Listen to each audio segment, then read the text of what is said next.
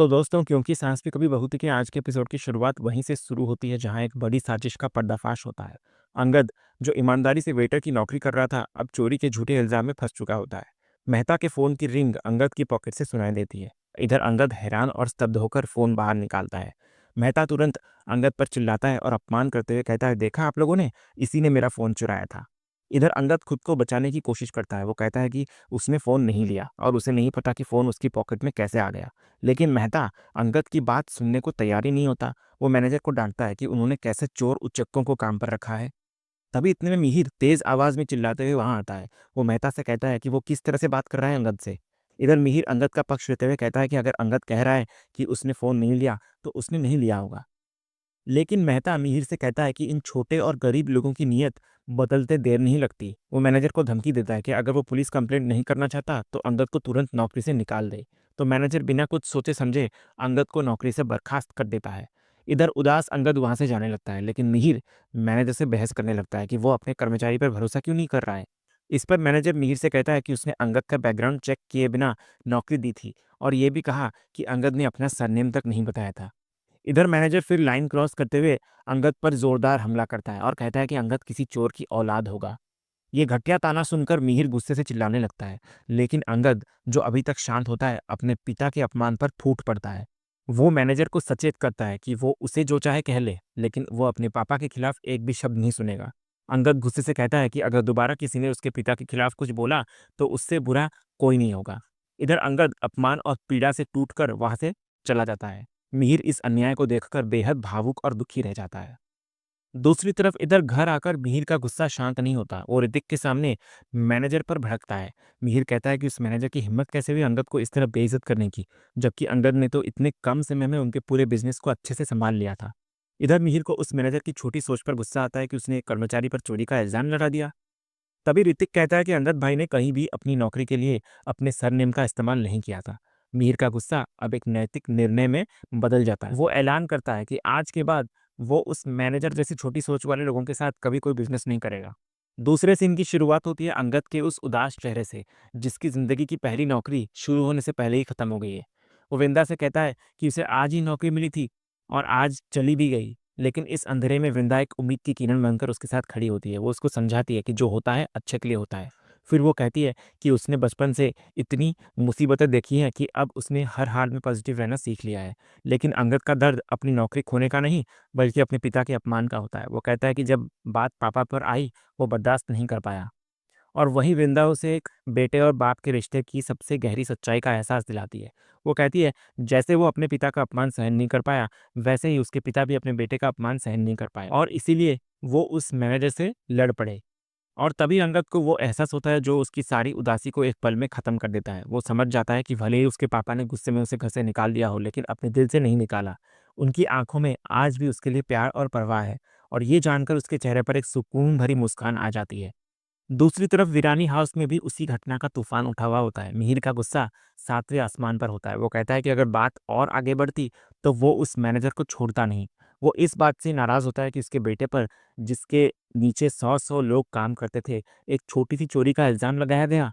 तभी किरण अपनी आदत के मुताबिक इस आग में घी डालने का काम करता है। वो कहता है कि अंगद को इतनी छोटी नौकरी करने की जरूरत ही क्या थी। लेकिन किरण के इस ताने पर मिहिर एक ऐसा जवाब देता है जो वहां खड़ी तुलसी और ऋतिक के दिलों को सुकून से भर देता है। वो कहता है, कोई भी काम छोटा या बड़ा नहीं होता, और मुझे तो इस बात की खुशी है कि उसने अपने बलबूते पर नौकरी हासिल की थी। और फिर ऋतिक उस कहानी का वो हिस्सा कहता है जो मिहिर नहीं जानता है। वो कहता है कि अंगद तब तक चुप रहा जब तक उसकी अपनी बेइज्जती हो रही थी, लेकिन जैसे ही बात आप पर आई वो चुप नहीं रह सका। तो इस पर मिहिर का वो बाप जाग उठता है जो अपने बेटे के हर सही कदम के साथ खड़ा होता था। वो कहता है वो मैनेजर इसी के लायक था। दूसरे सीन में अंगद वृंदा से कहता है कि उसे नौकरी जाने का कोई दुख नहीं है, क्योंकि आज उसे ये यकीन हो गया है कि उसके पापा ने उसे अपने दिल से नहीं निकाला। और इसी खुशी में वो वृंदा को अपने बचपन की कहानियां सुनाने लगता है, जिसे सुनकर वृंदा भी इमोशनल हो जाती है। दूसरी तरफ मिहिर का गुस्सा अभी भी शांत नहीं हुआ होता है। वो कहता है कि जब उसके बेटे ने कह दिया कि उसने चोरी नहीं की, तो उस मैनेजर को उसकी बात मान लेनी चाहिए थी, क्योंकि मेरा बेटा झूठ नहीं बोलता। लेकिन जैसे ही उसकी नज़र तुलसी पर पड़ती है, उसे एहसास होता है कि वो कब से अपने बेटे की ही तरफदारी कर रहा है। तो वो तुरंत बात को बदल देता है और घर में होने वाले हवन के बारे में बात करने लगता है। वो कहता है कि वो चाहता है कि परी की शादी बिना किसी रुकावट के हो। लेकिन जब तुलसी नोएना को भी हवन में बुलाने की बात करती है तो मिहिर साफ मना कर देता है। वो कहता है कि इस हवन में सिर्फ उनका परिवार रहेगा और वो तुलसी को तैयारियों में लग जाने को कहकर बात को वहीं खत्म कर देता है।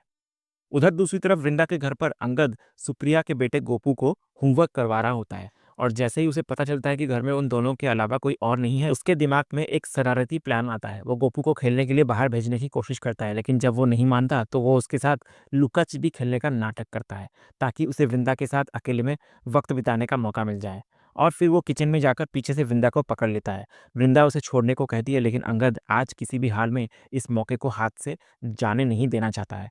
वो कहता है, मैंने कभी सोचा नहीं था कि इस तरह मैं तुम्हारे साथ रोमांस करने के मौके ढूंढूंगा, लेकिन सच कहूं तो मौके ढूंढने में मज़ा बहुत आता है। इसके बाद वो वृंदा को किस करने लगता है तो वृंदा उसे गोपू के आ जाने का डर दिखाती है और उससे दूर भागने लगती है और फिर शुरू होती है प्यार भरी पकड़म पकड़ाई, जहां अंगद वृंदा के पीछे भाग रहा होता है और उनकी एक खूबसूरत छेड़छाड़ उस छोटी सी चौल को प्यार के रंगों से भर रही होती है। इधर अंगद और वृंदा एक दूसरे के साथ कुछ प्यारे पल बिताते हैं। दोनों डांस करते हैं और अंगद वृंदा को किस करने ही वाला होता है कि तभी कहानी में कबाब में हड्डी यानी गोपू की एंट्री हो जाती है।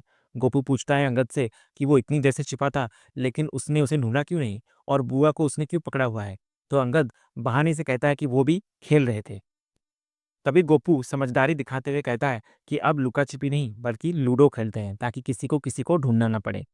इधर गोपू के जाने के बाद अंगद उदास हो जाता है। वो वृंदा से कहता है कि वो उसका पति होने के बावजूद उसे उसके साथ वक्त बिताने का मौका नहीं मिलता और जब मौका मिलता है तो कोई ना कोई आ ही जाता है।